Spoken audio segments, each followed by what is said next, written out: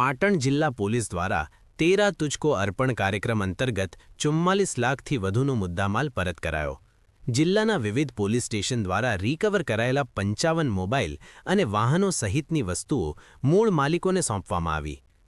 પાટણ જિલ્લા પોલીસ દ્વારા વર્ષ 2025 દરમિયાન ચોરી થયેલ અથવા ગુમ થયેલ વિવિધ વસ્તુઓ શોધી કાઢવા માટે ખાસ ઝુંબેશ ચલાવવામાં આવી હતી।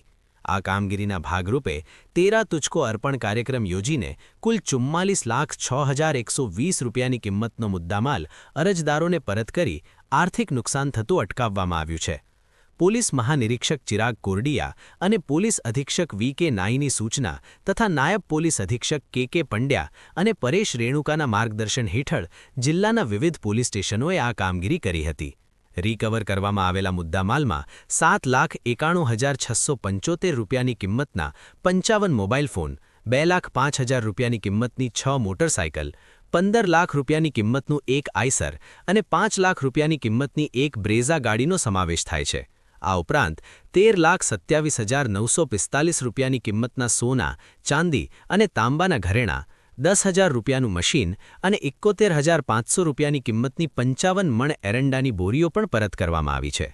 વિવિધ પોલીસ સ્ટેશનો દ્વારા કરવામાં આવેલી કામગીરીની વિગતો મુજબ પાટણ સિટી એ ડિવિઝન દ્વારા 1,56,000 રૂપિયા, પાટણ સિટી બી ડિવિઝન દ્વારા 23,21,752 રૂપિયા અને પાટણ તાલુકા પોલીસ દ્વારા 61,498 રૂપિયાનો મુદ્દામાલ રિકવર કરાયો હતો।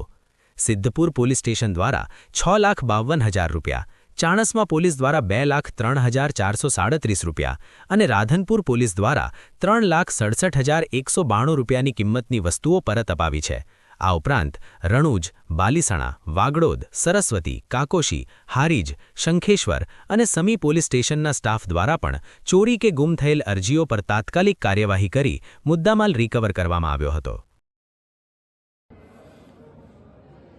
આજરોજ પાટણ એસપી કચેરી ખાતે તેરા તુજકો અર્પણનો કાર્યક્રમ રાખવામાં આવ્યો, જેમાં જે લોકોના મોબાઈલ ગુમ થયા હતા અથવા તો ચોરી થયા હતા, જેમના સોના ચાંદીના દાગીના ચોરી થયા હતા, જેમની મંદિર ચોરી થયેલી હતી, આ સિવાય કોઈના અનાજ ચોરી થયા હતા, જે વાહનો ગુમ થયા હતા, ચોરી થયા હતા, આ બધા જ વસ્તુઓ પોલીસે શોધી કાઢેલી અને એમના જે મૂળ માલિકો હતા એમને આજે બોલાવી અને એમની વસ્તુઓ આજે તેરા તુજકો અર્પણના કાર્યક્રમમાં મૂળ માલિકને પરત આપવામાં આવી છે।